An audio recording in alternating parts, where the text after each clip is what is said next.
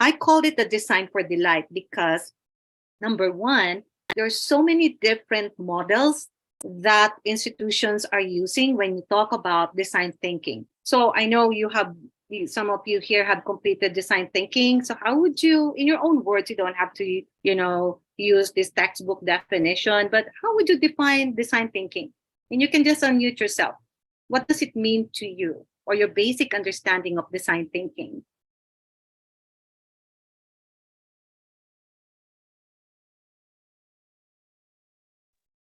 Vivian.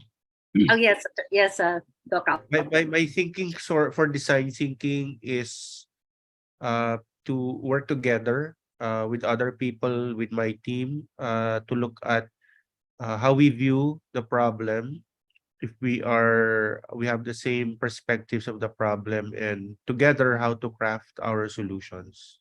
Okay, yes, yeah, it's definitely working with the team and together how to come up with solution. So there's a lot of really keywords there. Anybody else who would like to say something about their understanding of design thinking? Richard? Vivian, yeah. For me, it's thinking about a solution with people who needs the solution. So it's Okay. more about how you deliver and how you will create that solution to properly address a specific problem that you want to solve in a specific set of people that's having that challenges. Okay, that's very true because the solution will be different for every person. Because for example, if I ask you now, right now, I am actually thirsty. What's the solution? Drink water. Drink water. Okay, that's the first thing that comes to mind, right? But basic marketing, if we many of you here probably have taken marketing 101. What was the need when I say I am thirsty? What was the need? Quench the thirst. Quench the thirst. Yes, not to drink water, but to quench the thirst. Because when I say I'm thirsty, again, people, solution. All right. My solution probably for me is just this glass of water. But for others, it would be a glass of cold beer. For others, it's iced tea. So we have different solutions for different people. But that's just the tip of the iceberg. So let's move forward. This is a basic definition that this design thinkers, which was popularized by Tim Brown and Mr. Kelly from Stanford. It's a human-centered approach. And you both mentioned that. Your team, and Eloy mentioned that. Richard mentioned about, the solution to specific group of users, hence the user experience. I know you heard about the term user experience. It's an up-and-coming field here that many even students are going into that direction because we really would like to uncover how would you describe that user experience. That's why UX. So it's a human-centered approach to innovation that draws from designer's toolkit. And this design thinking process is one of the many, many tools that you would put into your entrepreneurial toolkit. All right. So entrepreneurship is not just starting a venture, but it's also a mindset. So moving forward, I just want to talk a little bit about this. I love the journalist questions, and I know some of you might be familiar with this. When we talk about the journalist questions, and even when you're writing something, an article or doing a research, isn't it that these basic questions are important in every research that we do? Who is a target market? Who is our subject? And why are we doing this? The what, the how, and the when. So whenever you are thinking of something, just bear in mind, these journalist questions would help you through it. Now, I put here this why as a bigger part of this diagram here, because everything begins with the why. All right. Any one of you here would like to say, why is this important from among the other W's or the other questions that I have posted here?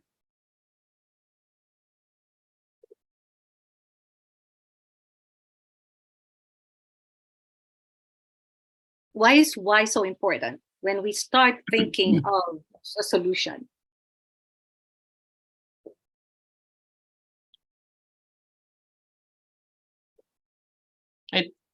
Miss Vivian, for my perspective, I think this is one of the important part because this is the main reason and the motivation why you are doing something. All Why right. ask people to move? What is the main reason? Why do they need to do this? So this is the main reason. This is a compelling reason. Yeah, so that was really your compass. Why am I doing this? And thank you, Gabby, for your answers here. This is good. We need to identify the source. It brings you to where you started. So really good, excellent posting. So let me just play this for you to understand why I love to begin my lecture in presenting this video. How many of you have seen this? No, not yet. All right. So, okay, I saw some hands. Thank you. Thank you. So this is the shorter version. The full version of this is on TED Talk. You can just Google it and find it. But this is a shorter version because we don't have much time. So let's take a listen to this.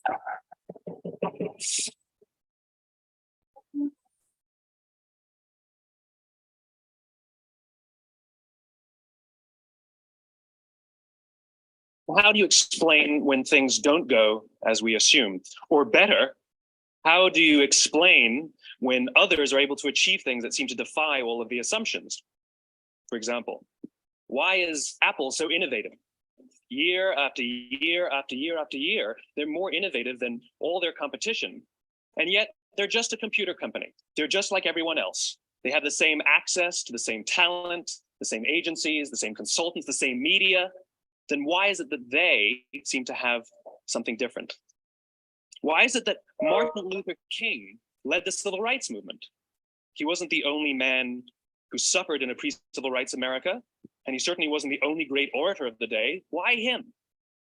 And why is it that the Wright brothers were able to figure out controlled powered manned flight when there were certainly other teams who were better qualified, better funded, and they didn't achieve powered manned flight, and the Wright brothers beat them to it?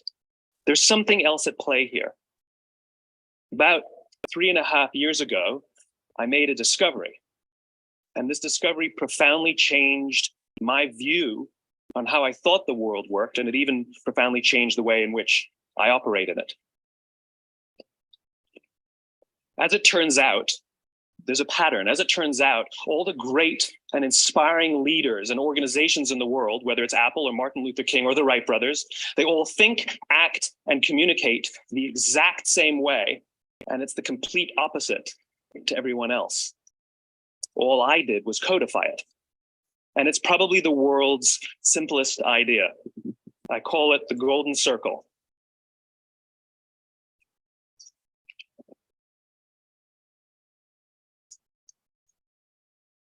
Why, how, what?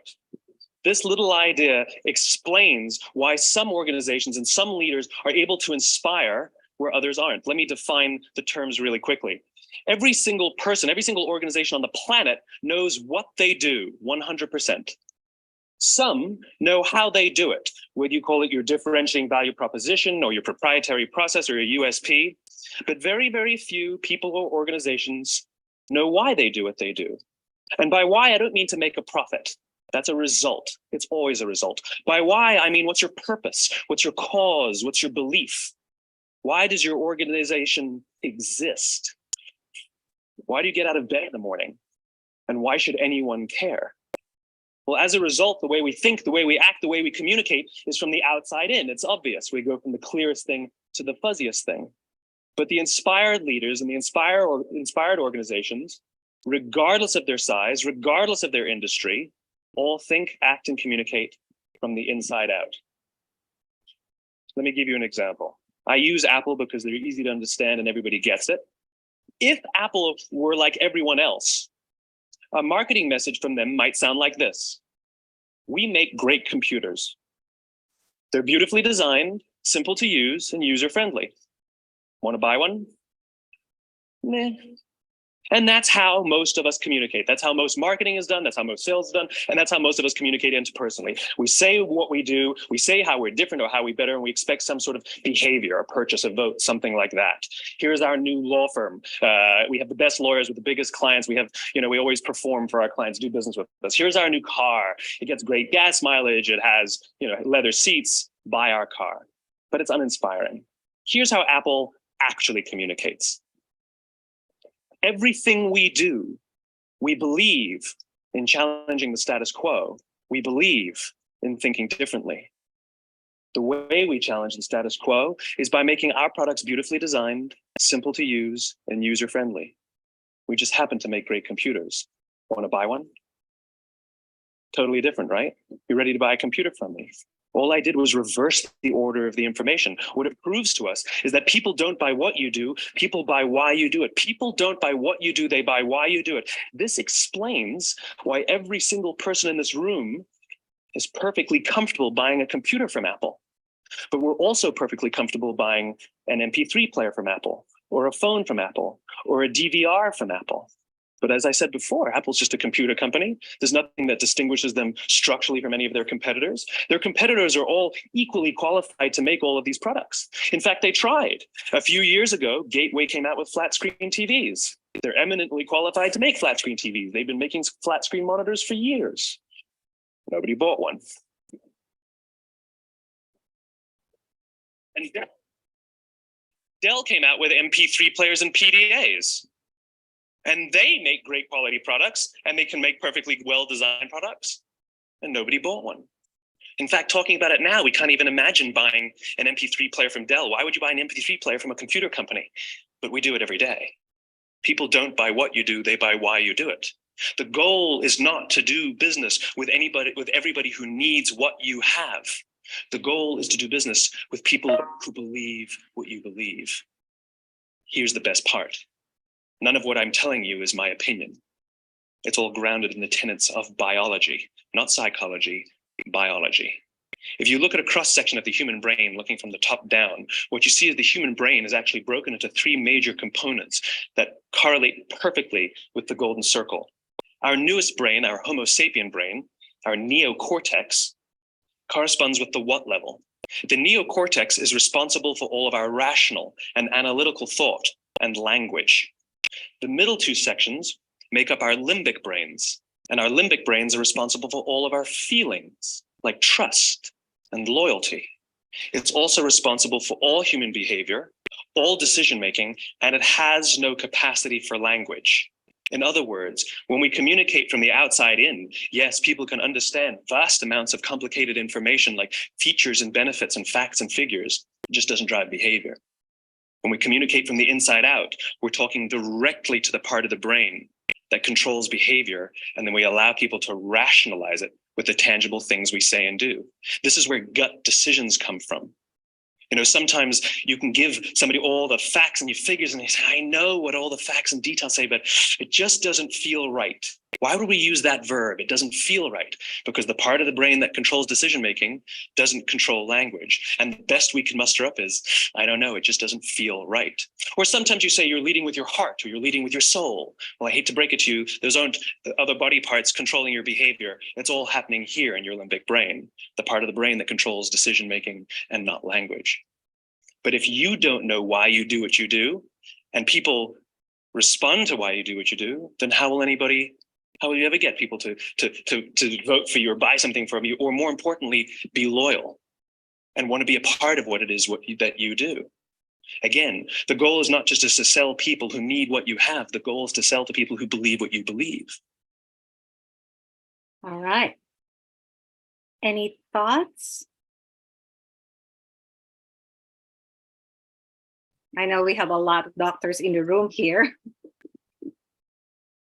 Does it make sense why, if we have to begin, especially when you design your business model, even when you pitch, the audience or the judges would always want to hear, what's the story behind this? What made you do this? What brought you into this space? So please bear that in mind. So I know sometimes you're just thinking about it, so you couldn't provide some answers right now, but I'd like to move to the next topic, which is this. When we think of so many different solutions, and earlier some people defined design thinking about solution, and then of course how we look at problems and so on. Definitely, even at this very moment, if I ask you on how are we going to address homelessness, because I'm here in San Francisco, and homelessness is one of the biggest problems that we have here. If you are visiting San Francisco, you go to Tenderloin, you go to South of Market, and it's heartbreaking to see the amount of homelessness, considering that San Francisco is one of the wealthiest cities in the world. So if I ask you right now, how do we solve the problem of homelessness? I'm sure you could think of so many different answers. But homelessness is one of the wicked problems. And why do we call it wicked? Like poverty is a wicked problem, homelessness. Why are they wicked?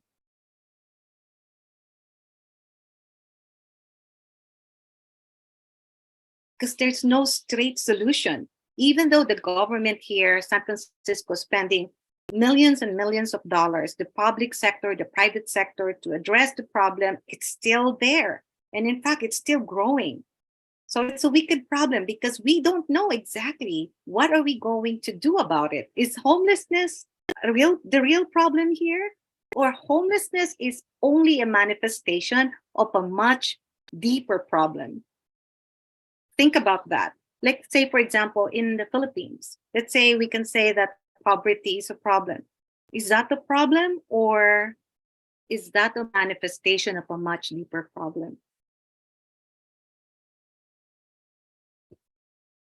So when you think of solutions, we can use this as a guide or some kind of like a measure of where do I start?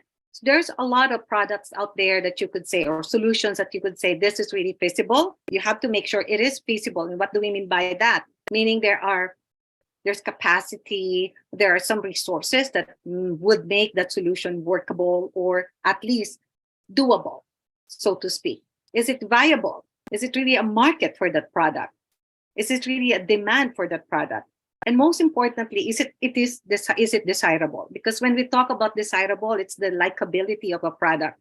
Have you seen, for example, I think all of us is familiar with the brand Crocs, the shoes, right? So we know that it exists, the product is doing very well. But when you look around, a lot of people, they would say that, no, I don't like the look of Crocs. And there's so many products like that it is not strongly likable yet. So you might want to look at the intersection of this Venn diagram. This could be the solution that you might want to start with. And again, since we're talking about prototype, it doesn't have to be perfect. Your prototype doesn't have to be perfect. The design thinking principles talk about your MVP, your prototype, minimum viable product, something that you can test. All right, so now let's move on. I integrated here that systems thinking approach to design thinking, because when you think of a product, it is not only your product or your solution, because you will be dependent on many different systems around you to get that product to market or to get that product becomes viable or desirable or feasible. Can you think of an example where one product would not be successful without the support of other systems around it? I'll give you an example. iPhone, right?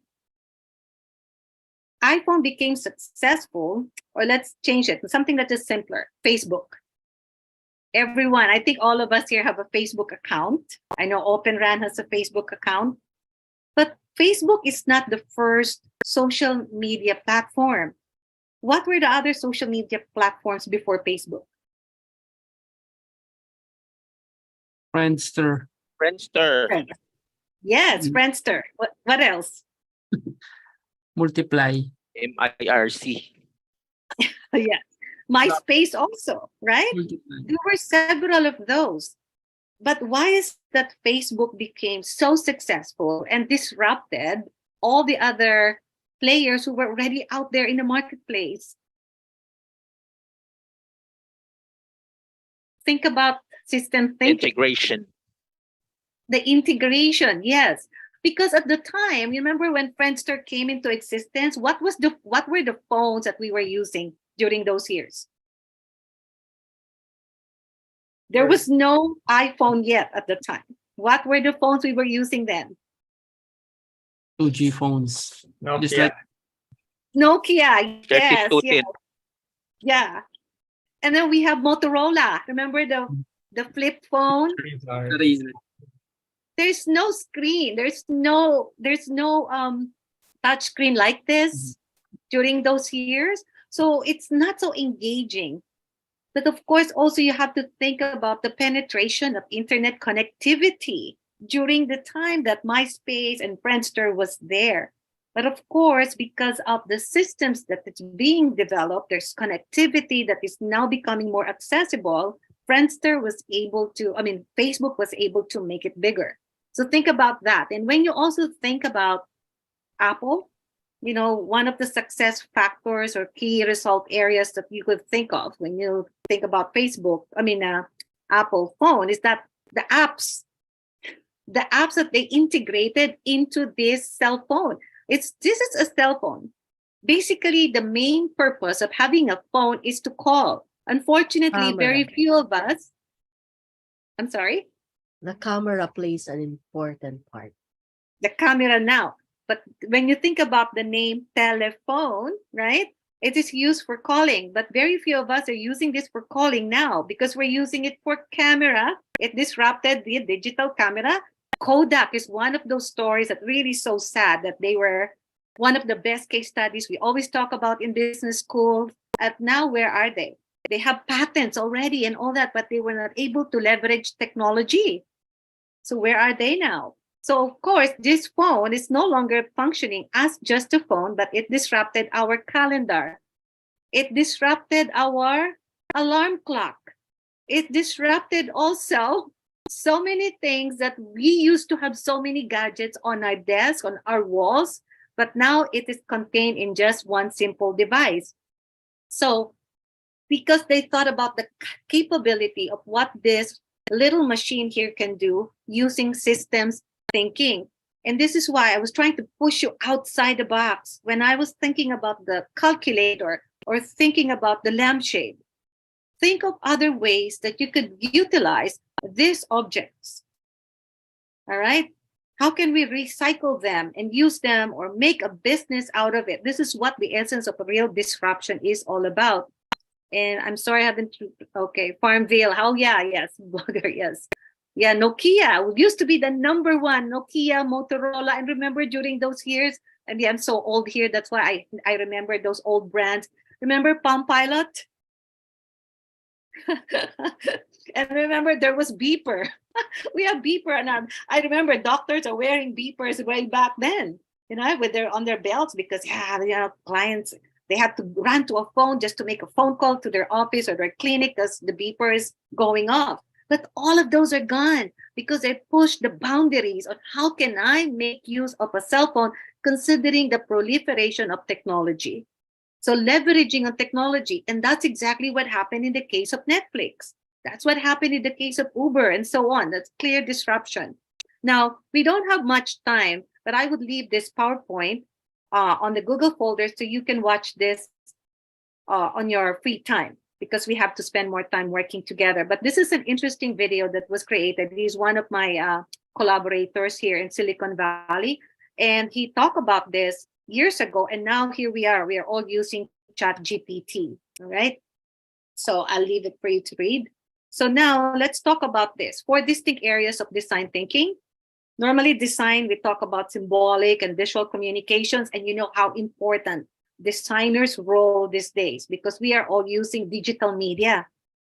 So we have to rely on designers on how can I come up, not only in terms of promotions, because in the past, design is important to marketing collateral, suppliers, etc. But now everything is digital. Everything is digitized. So design thinking or design process is so important.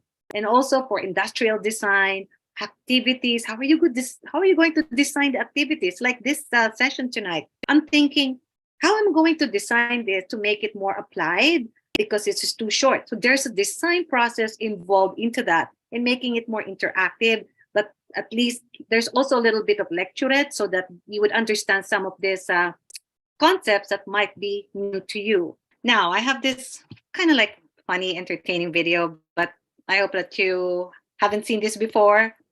Have you seen this one before? No? Okay, so now let's apply design thinking here. This kid is stuck here, and I'd like you to tell me how we can help this kid out.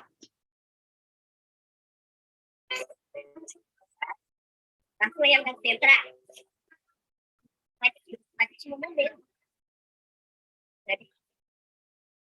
Opa! Aí não tá aqui, ó. Gutinho, o que aconteceu?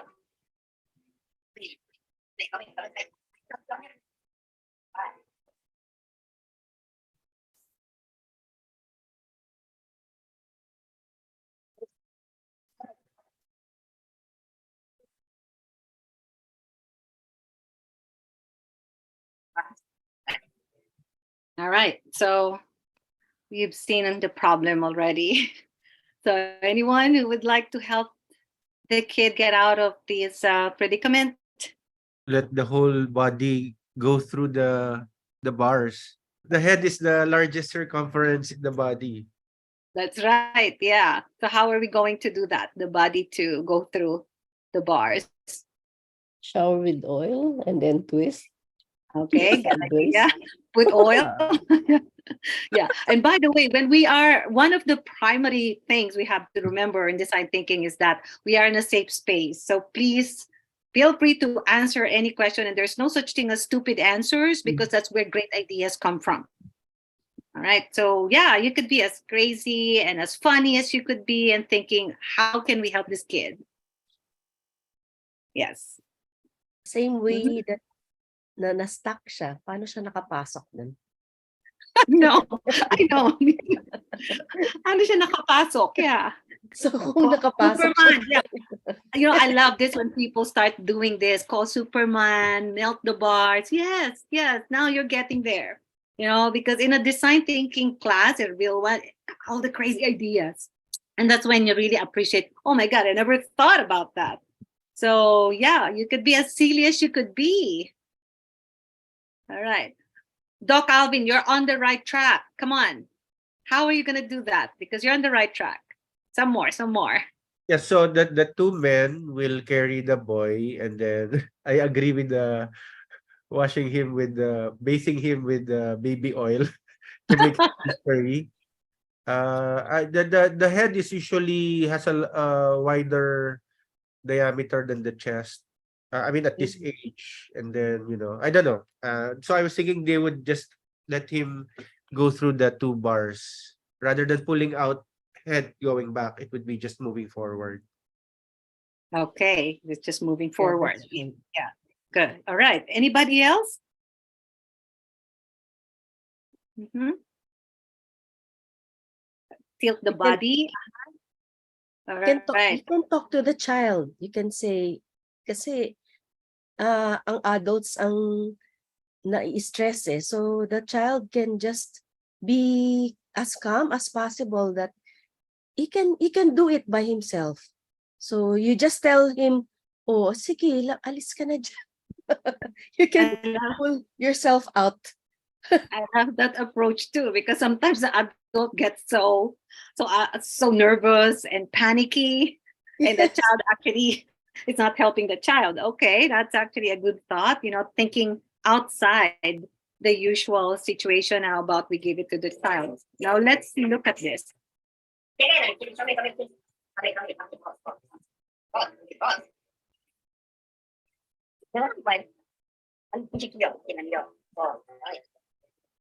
God,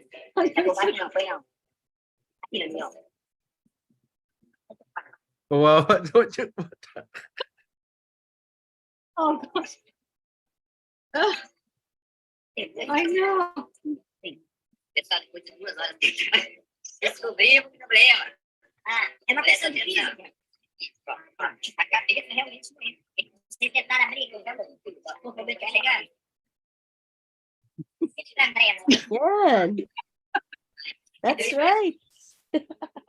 So you saw it. I think Gabi was saying that tilt the body.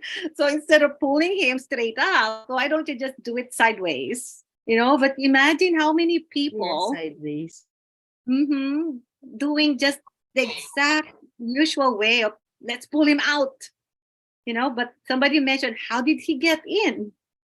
And remember, this happens also to our pets. They get into these tiny little spaces and we wonder, how did they get in there?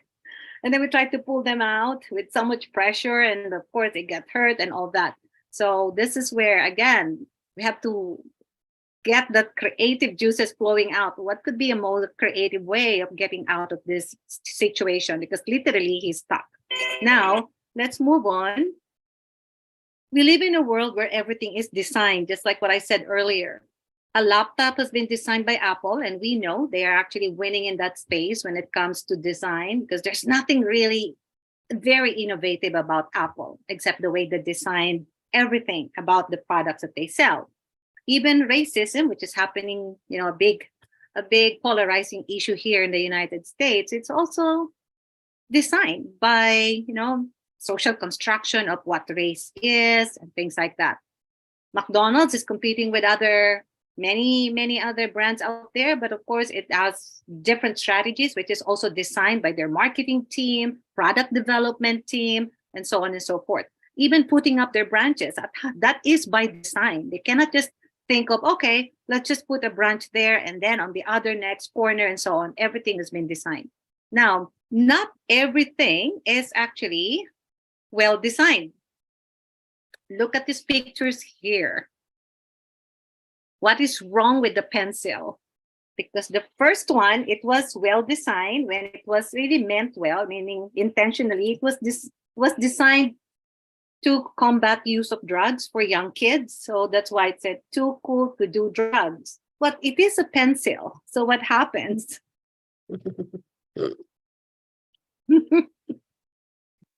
We sharpen it, and eventually the message has changed, completely changed. What's wrong with the other? What are the other mistakes or error that you see is wrong in these pictures? The wine glass and the cup. Right. Why would somebody design it that way if you're drinking coffee? Right. And also, I guess all of us are familiar with this when Miss Universe, the Philippines. Do you remember this? And he was called, it was a mistake. So Miss Colombia was called as Miss Universe. So even the way they designed this little sheet of paper to announcing the winners, it's a little bit confusing for the host or for the presenter. So that's why it was considered to be not a good design. Now I'd like you to think, and yeah, I remember Maria posted, we had to pause a break from thinking. So now I'd like you to think again about some examples of not so good designs that you encounter in your day-to-day life. Yeah, give an example. Because, you know, emergency rooms are also designed so in such a way that these life-saving mechanisms will be brought to the patient. Policies, government policies are also designed by regulators, government officials, and so on. So what are the other not so good examples of these designs that is negatively affecting us as consumers or as citizens? Vivian. Yes, sir.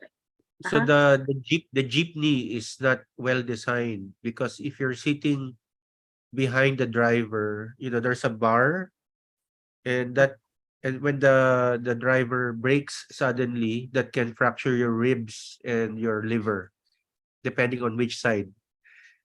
So that's a very dangerous position to sit in. Never sit right behind the driver. Over. Oh, wow. Yeah, you're right. Because there's that bar there behind. Yeah, that's a And very And then when it breaks, all of the 8 people will push you against that bar. Yeah. yes, you're right. Oof, wow. Yeah, and nobody actually challenged that. We should. That's one thing, you know, we have to stay The PGH emergency department should. Yeah, because you have, I'm we sure get- that you've yeah. encountered cases like that. Yeah. Get these patients, yes. So you can build a case so the change or changes can be done in terms of designing, jeepneys, tricycles. Yeah. And this is what we're trying to do. At least here in the US, the advocacy groups, community organizing is very strong. That is, we see something that is not right, the community immediately react and then bring it to the attention of not only the higher ups there, but in a smaller scale. There's a lot of organizations to bring the matter to the higher ups. Okay, so thank you for giving that example. I love that.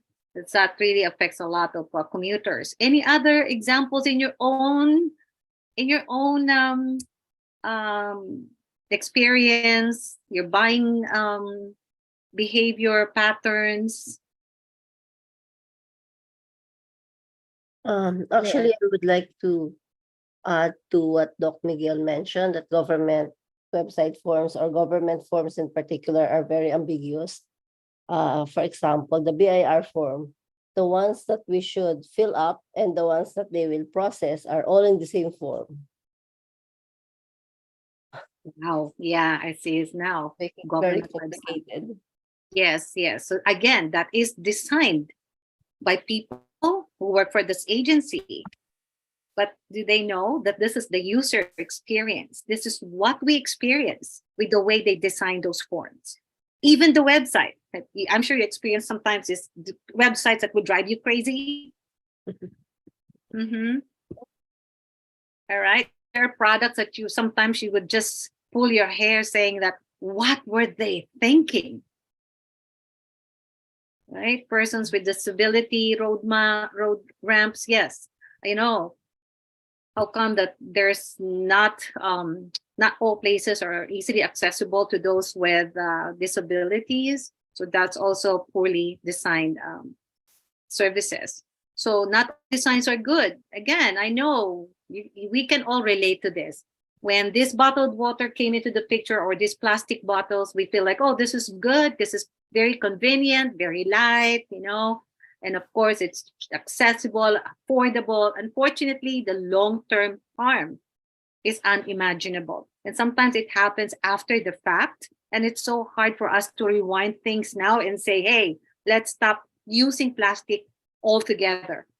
Because I know here and there, you go to the grocery store, they don't give you the plastic bag. You have to use your own recycling bag or recyclable bag and so on. But why don't we just stop using plastic altogether? But it's not easy to go back to how it was prior to the use of plastics.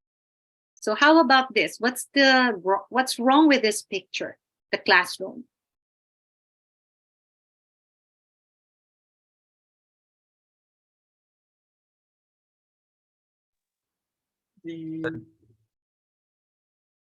Go ahead, Migs. Sorry, the arrangement, if you're at the back, you don't get to hear or see much of the lesson that's happening. So the amount of lessons or mentoring that the teacher can give you is dependent on her position in the class. Exactly. Right. Yes. Thank you. Yeah. And that's why most classrooms now don't look this way anymore, because the people at the back obviously would be disadvantaged. And somebody mentioned about accessibility, and of course this is not a well-designed community as well. Now, how can we design a better world? And this is now where we are going to work together.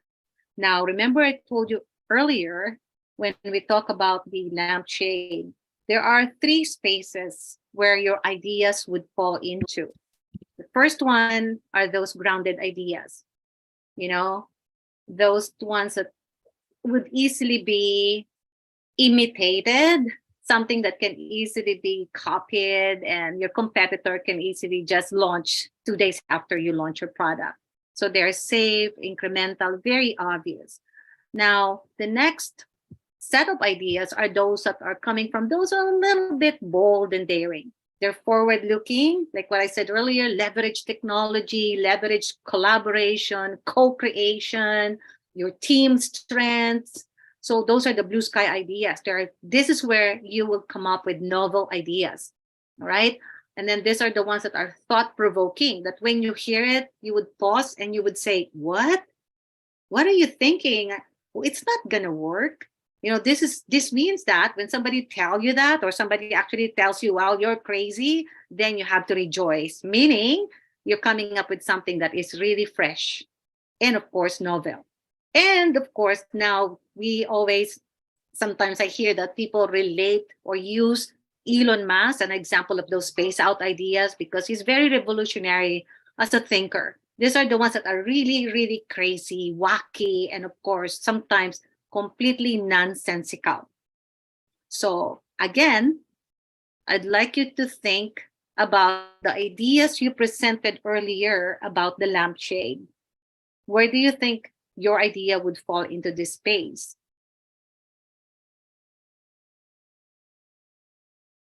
You don't have to talk out loud if you don't want to share. Grounded. Grounded, okay. Yes, majority grounded. Yeah. Grounded. I'm looking at the chat box here. Yes, you're right, Myra. All right. Okay, so now this one. How many of you have seen this product? And do you know what this product is? Remember, there are babies who were born premature. And in developing countries, one of the challenges is that having those babies in a prenatal care or in the incubator would cost a lot of money, and not a lot of people have access to hospitals, immediate access to hospitals. So this product is positioned to take the place of an incubator. It's a very accessible, and this is what we call, again, disruptive. This was invented by one of the students at Stanford. It's called the Embrace Warmer, because using the design thinking process and really empathizing what mothers go through, because every mother would love their baby to go into the incubator and reach their full term, so it saves lives, and they want their babies to survive. However, with all the other challenges, one of the many reasons for the preterm babies is the incubator access to that. So the reason why this was become so revolutionary is that it cuts cost, and it becomes so easily accessible and available to everyone in those rural areas. So do you think this is grounded, blue skies, or space out?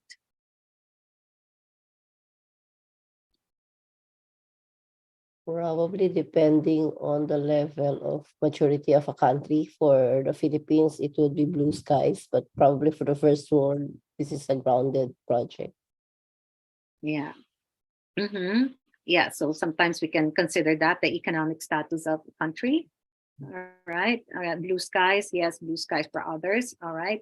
Vivian, Then, yes. if there were sensors inside that would be blue skies. Wow. Okay. Now you're talking.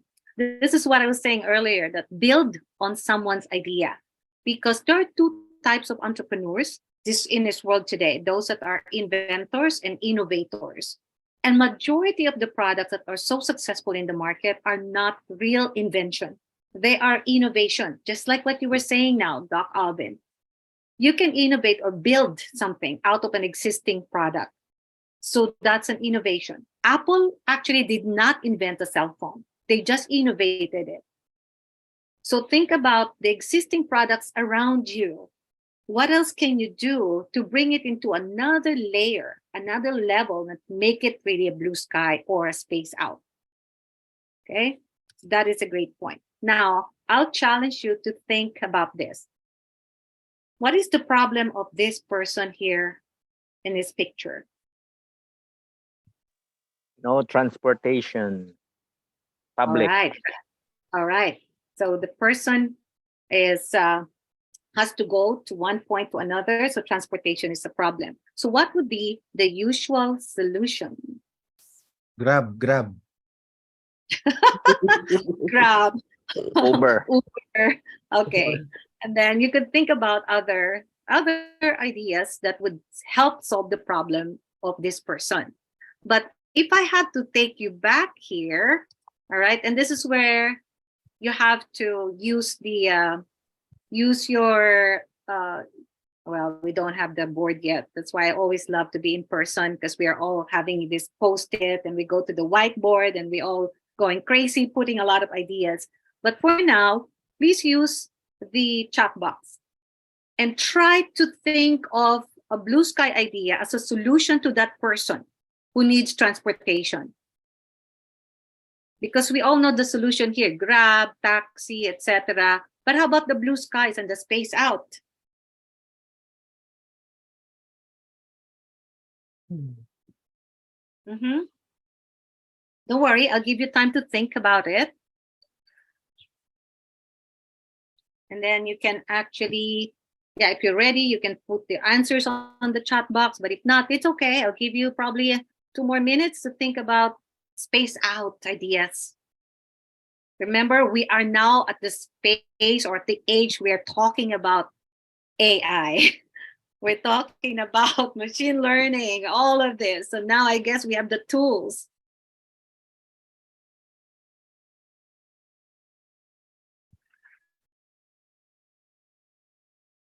Okay, let me read your post here. Exoskeleton to reduce fatigue. Okay. Mixed reality glasses. Ryan, e-commerce. Skateboard, yes. Personal drone. Mhm. All right. Telecommute. All right. Okay. Proxy services. All right. Zoom. Okay. Yes. Motorized skateboard. Probably a jacket where he can be easily transported to one destination. Yes. Yes. Now you're talking. Malu, you're talking about something here. Teletransport. You know?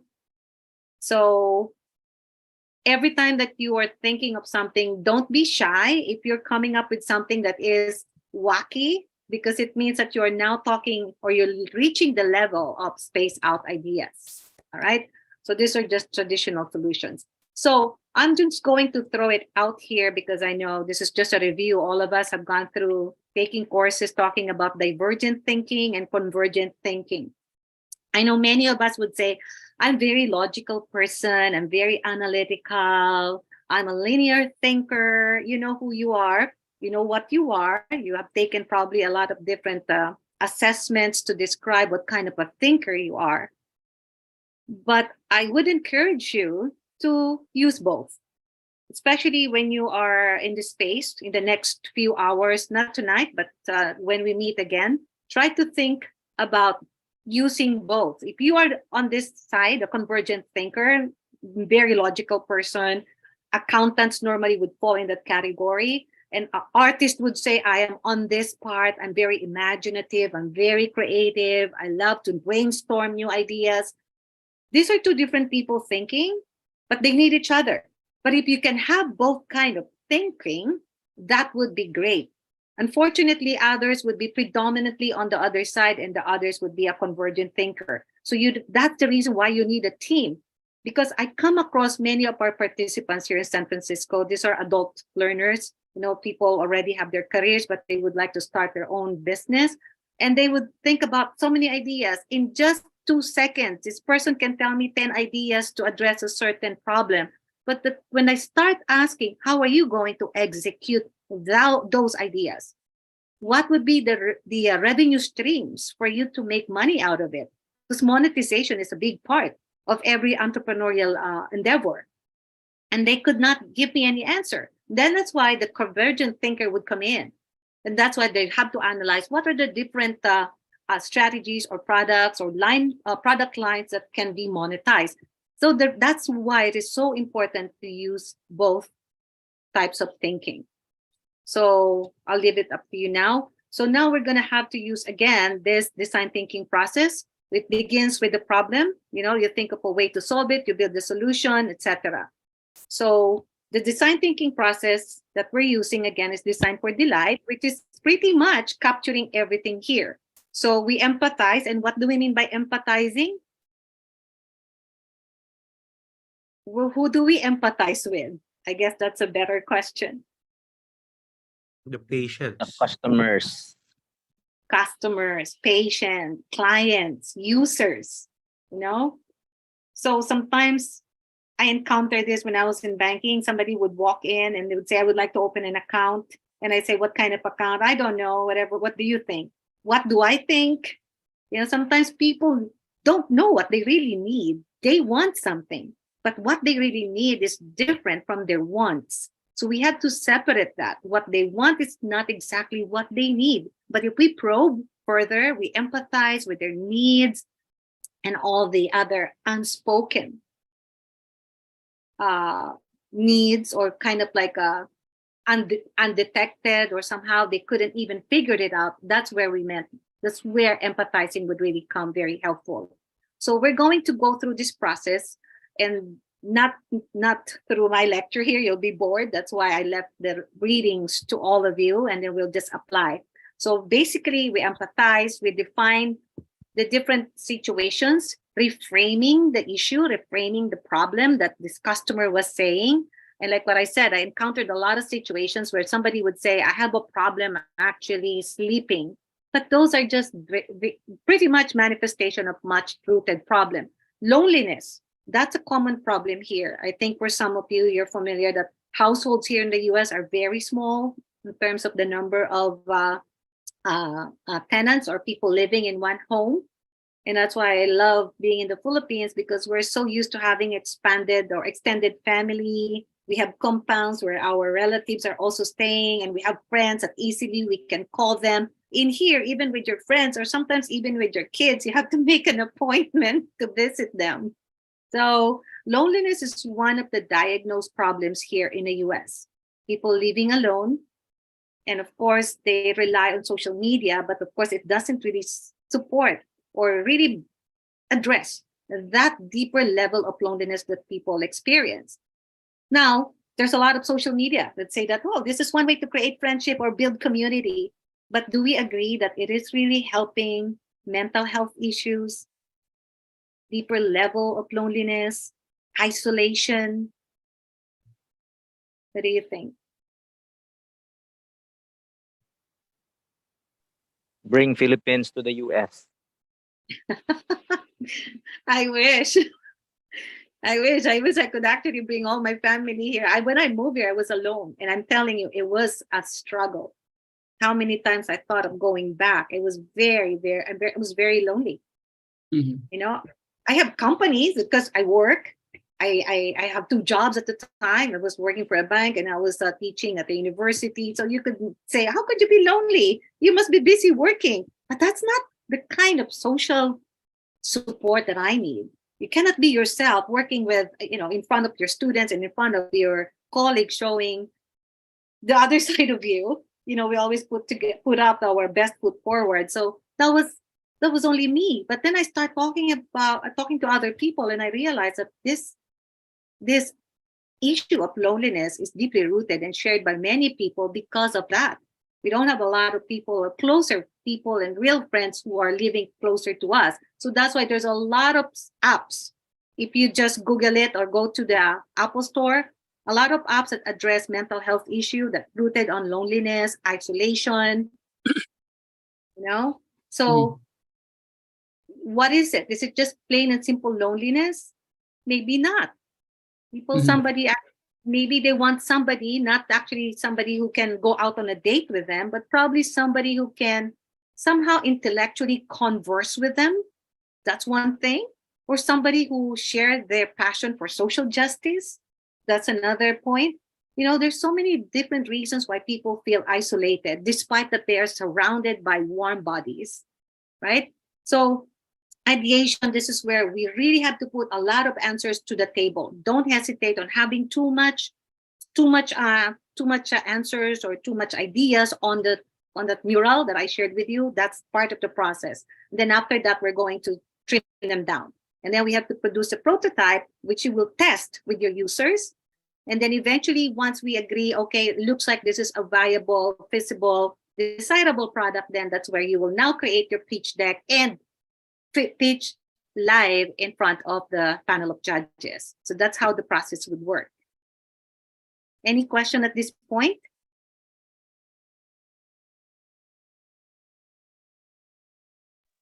Vivian, how did you solve your loneliness problem? I know. I have to get out there, really go find some people who share my feeling of being homesick. Mhm. So I have to go to Filipino store where I know a lot of Filipinos would hang out, or even sometimes there's no clients there, but even just talking with people over the counter, sila Manang, sila Kuya Manong na nagsaserve, I just hang out there because it just makes me feel at home.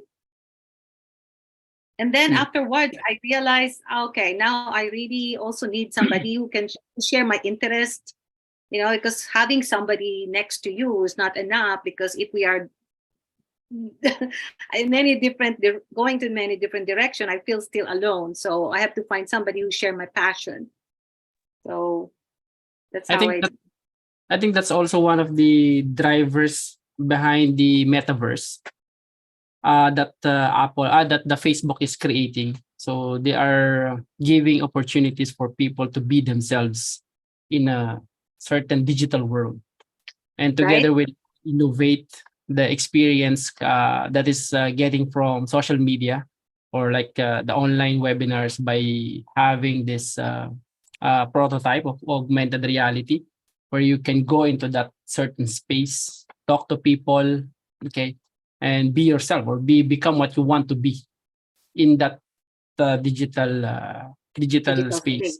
Yeah, that is true. And also, it's very important, again, going back to empathy, because here there is a problem about the police this is a real case happened here in San Francisco, wherein the police or the cops here are accused of homophobia, meaning they arrest more people that they think belong to the LGBTQ groups. They don't have this kind of training how to deal with situations when they are confronted with population belonging to the LGBTQ groups. So when they are using virtual reality, now they see that this is how it feels to be on the other end.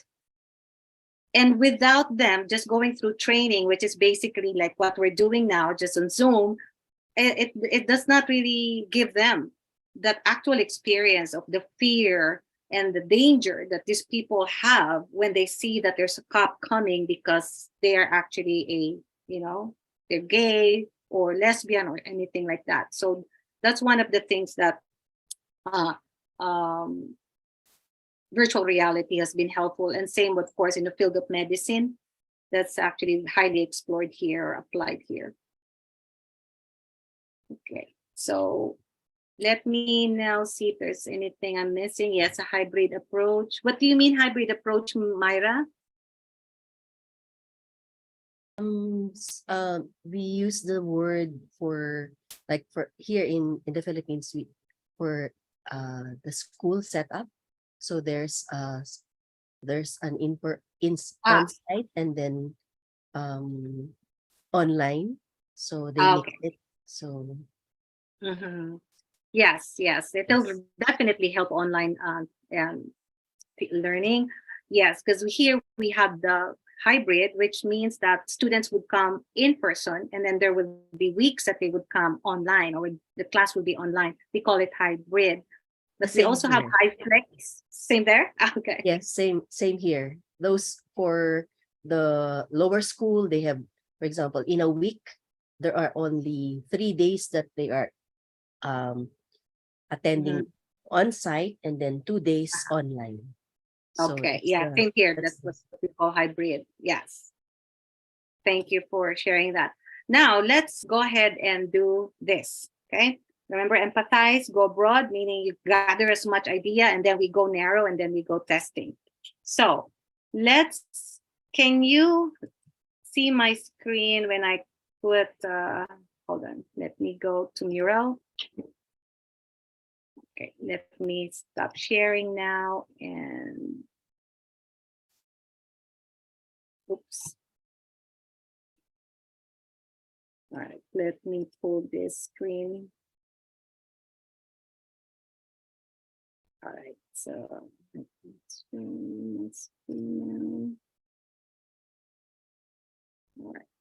Did you experiment with Zoom earlier? I mean, with Zoom, with Mural earlier?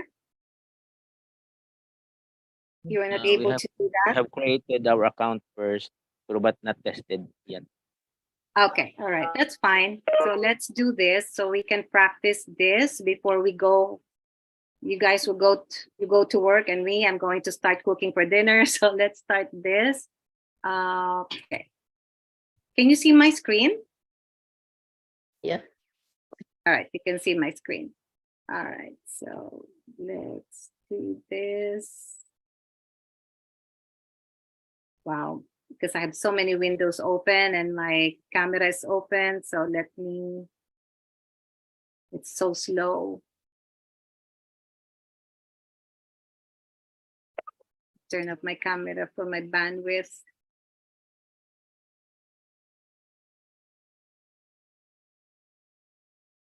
Nothing is happening. Okay.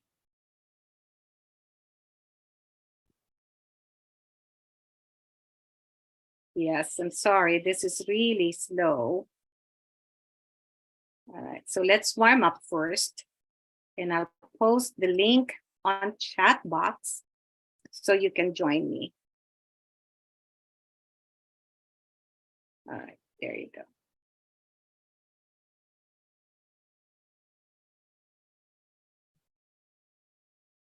Right. And don't worry, because this is a test for us to be familiar with using Mural. Okay, so I could see now Miguel, Myra. All right.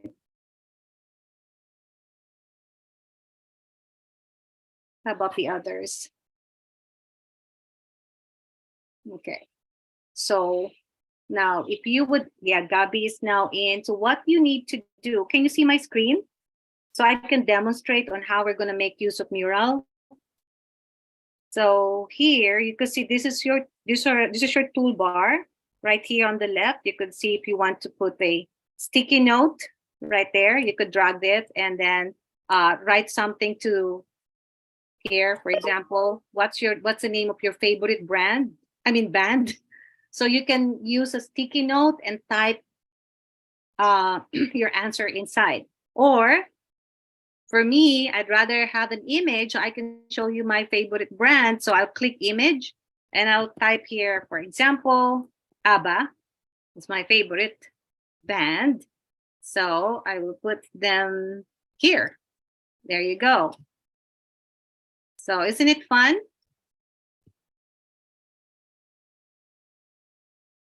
So now, those who are already on Mural, you can start using the tools to your left.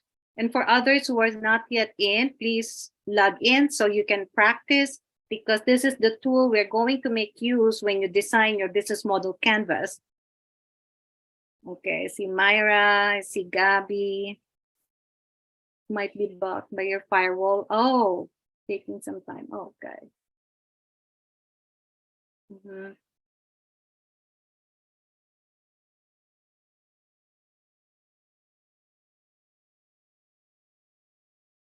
Yeah.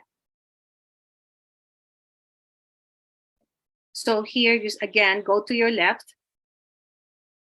And you can see all these tools, or you can type just text here. For example, what is it, your favorite brand or band here? You can also do that.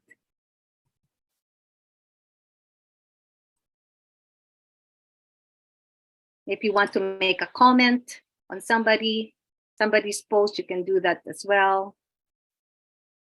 Yeah, and there's no rush here, because this is the essence of teamwork, is for us to learn together.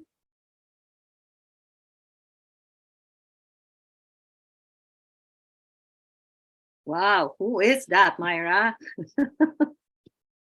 Yeah, yeah. And don't hesitate, even if you make a mistake, or you think that something wrong is going on with the board. It's okay. It's just a board. We will replace the board.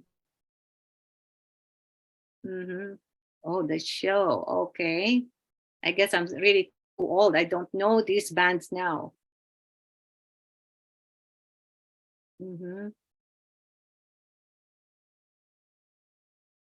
Okay, Danny, I see that. Yeah. Any names? Okay, yes. Any name? Okay. Yeah, but if you could find those bands that you have that you really love, again, go back to your left here. These tools here are very useful. You can use the post-it note or sticky notes. You can use the text box. You can use also, you can draw. Click that and you can draw here. Sergeant Pepper's Lonely Hearts Club Band, something like that. So you can do that too.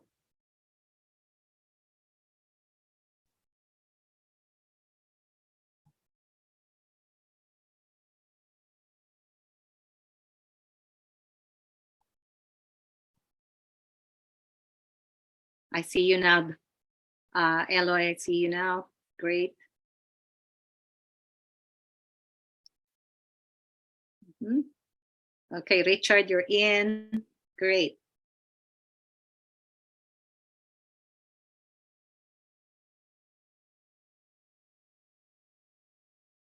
Eraser heads. Yes, I know them.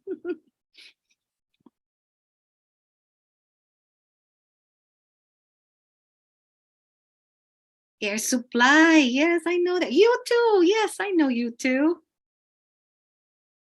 Eraser heads. Yeah. Yes.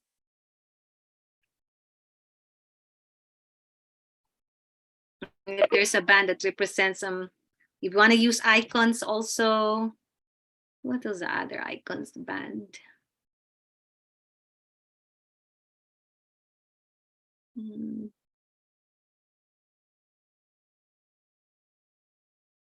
All right. So you can continue to experiment. The Joshua tree. Okay. You too, yes. Eraserheads. Queen, yes. Okay. If we don't have access to this content, although mine is a blank wall. Tony. Yeah. Vivian, do you know Bogoy? I can't, Bugoy? I can't access it too. Who is Bugoy? Winner of, I think he's a winner of, ano yun, parang, ano yun, Ton? Yung sa ABS-CBN? Hindi ko rin kilala si Bugoy, sorry. I don't watch TV. Is he Filipino? Bugoy Drillo. Yeah. Yeah, Philip. Oh. Tony, I posted again the link. It might work now for you. Try it. Yeah, I put it in the Oh, okay. Thank you. That's the name of the band, Bugoy? mm, he's the lower of Derek Ramsey. Low- Okay. I Derek will look Ramsey. him up now. All right. Okay. If it's Derek Ramsey, it's Bugoy. But Bugoy is better singer than Derek Ramsey. Very low. Very low than Derek Ramsey. Yeah. But I thought that Derek Ramsey is an actor. I didn't know that he was also a singer. In terms of image only. The looks. Oh, the looks. Okay. Very low, what somebody said. All right. So you're getting the hang of it, right? And you can practice because I'm going to leave this on. So you don't have to worry. Even after our session, you can practice doing this. And then you can practice also putting comments. If you like something, for example, you like Queen, you love it, you can make a comment or put a comment to it and all that. The purpose of this is for you to get familiar with the tools. All right? Because the next part will be a real problem, a real situation. Okay? So I will now move to that part. So you can stay there while I'm working on something else.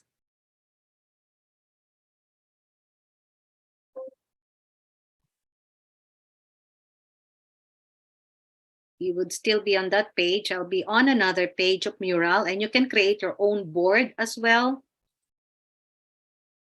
And this is just a free account, so you can really make use of this. Okay.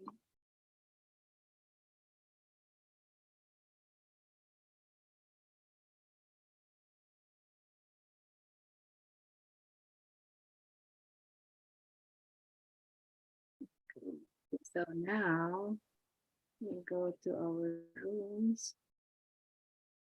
Open run.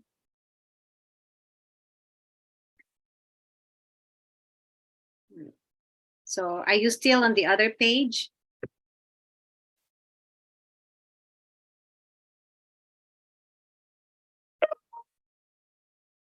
I see it now. Okay, now I'm going to post another link here for the design thinking canvas. Right?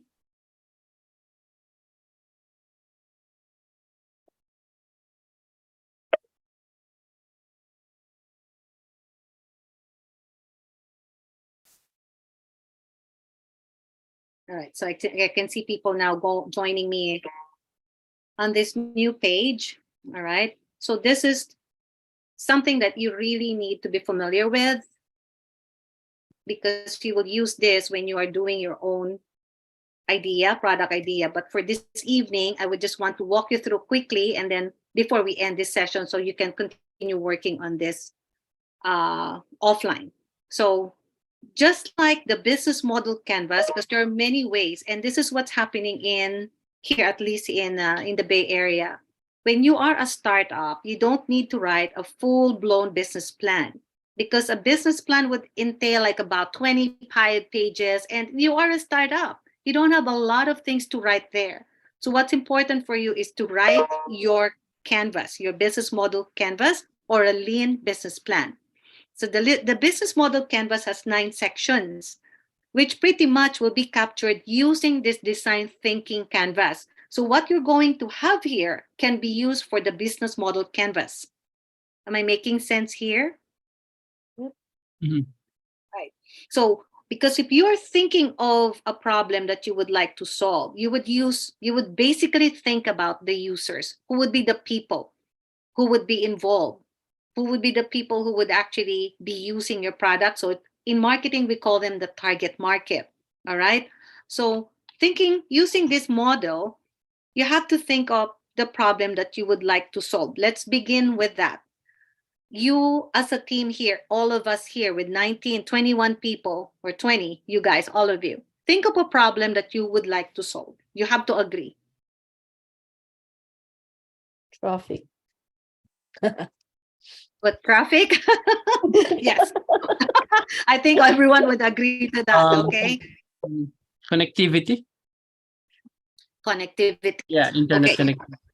Internet connectivity, yeah, because you have to be very specific, because connectivity means so many things. So you would say internet connectivity.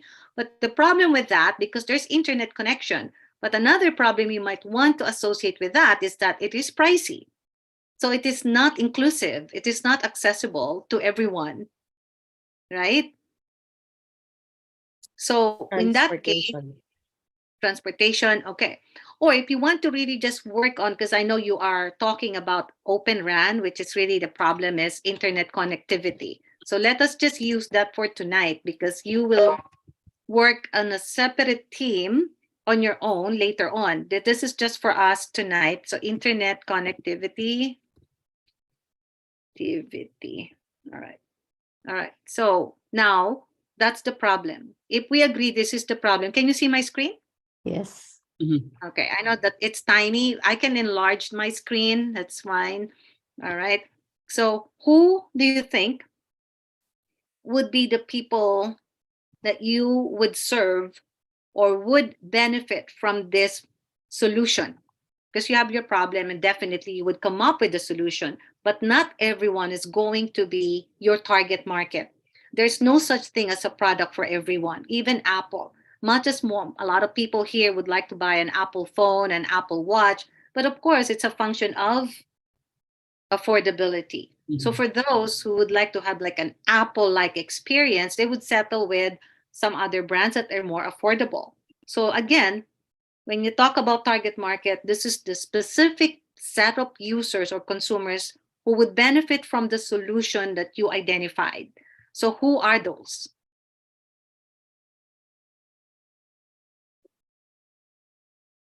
The indigenous people. Mhm. Okay, all right, so that's good. So let's say the indigenous people, All right, so, okay, all right, I'll just put it here because it seems that this one is hard to work. Okay. Mine does not work. Right click. Yeah. Okay na. Okay, all right, there you go. So we'd go with indigenous people. All right, okay, so we have a problem of that, addressing this people, and then we can think about what are the opportunities that we could think of. Remember, design thinking, we just have to think first of many different possible solutions. You cannot come up with one solution right away. So we'll have to look at some other opportunities out there.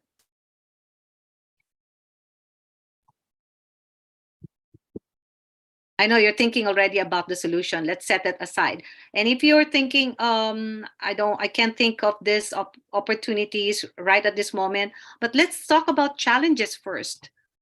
What are the challenges that you think we will encounter?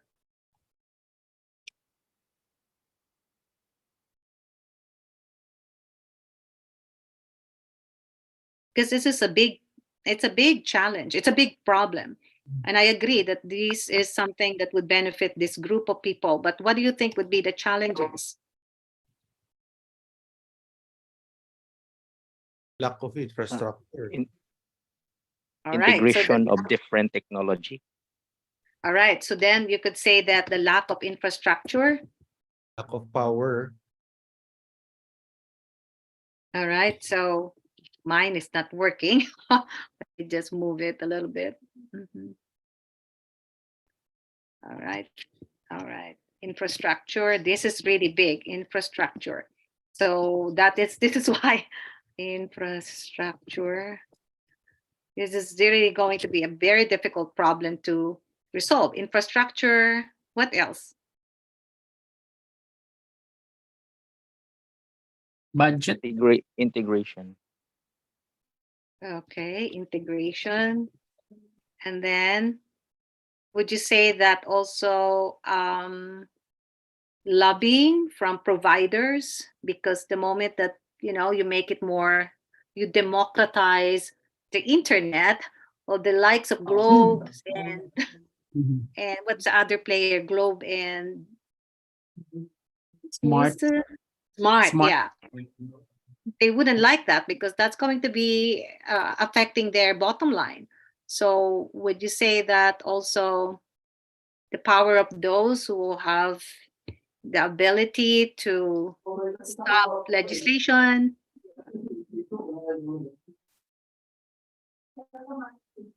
Does government system or government policies impact Mhm. pricing? So maybe you might want to look into that. Government regulations or policies, etc. So this, you can go on and on and on. And as we know in business school, we have to use the power of SWOT analysis to understand what are the weaknesses, what are the threats or the challenges and the opportunities and so on. So just keep on writing them. All right. So if you would follow the design thinking process, you would use this canvas. All right. Now, typically what we are using, let me see if I have it here on my other page here, the business model. Oh, this is not it. Okay, so I'll stick here. All right, so now just keep on thinking what would be the other challenges, because remember, it's nice to have this problem addressed, but it's not an easy walk in the park. You really have to think about the resources that you would be needing, and you cannot design the solution without understanding the challenges that you have to encounter first. So now keep on doing that, and what could be the opportunity if you would eventually think about this solution or address this problem. So what could be an opportunity here? Aside from, of course, they can now use the cell phone, they can text, they could have access to social media, but think deeply. What does internet connectivity do for indigenous people? Access to government services. Yes, I love that. So access to government services. All right, access to government. This is what they would benefit. Government services. You know, remember at the beginning when you're actually trying to understand how this user set of people are experiencing the product, we refer to it as the pain and gain points. What are the pains that these people are experiencing? You have to list them down. You can actually list them here as part of the challenges. And then when you think about the gains, this is excellent access to government services. What else would it bring to them if they have access to internet?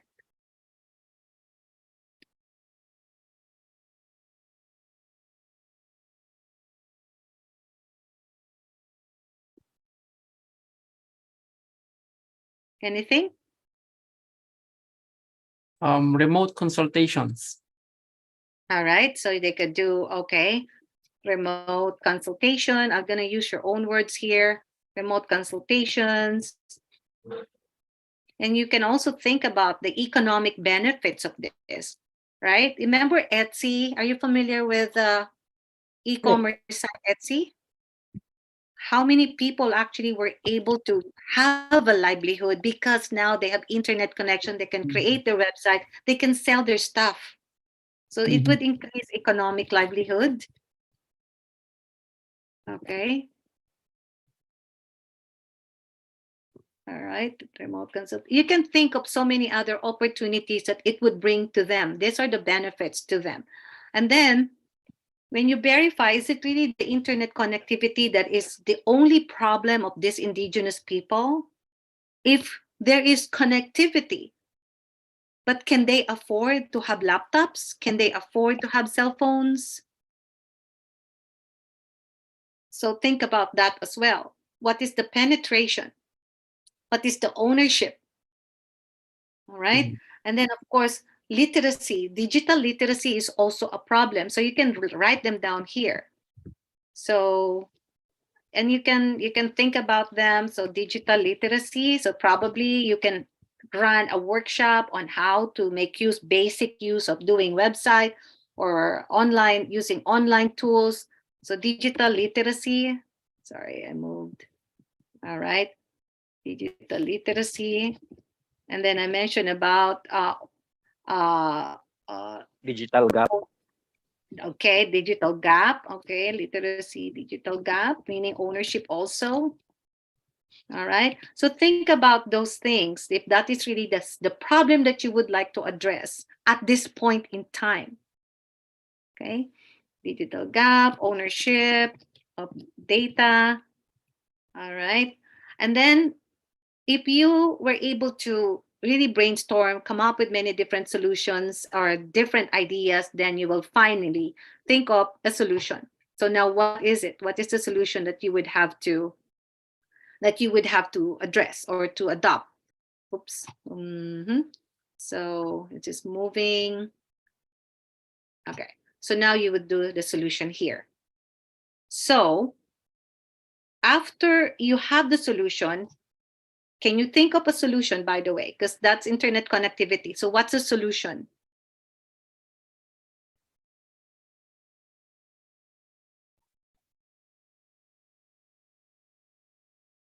This is your space now. So I will rely on you on thinking of a solution to address this problem.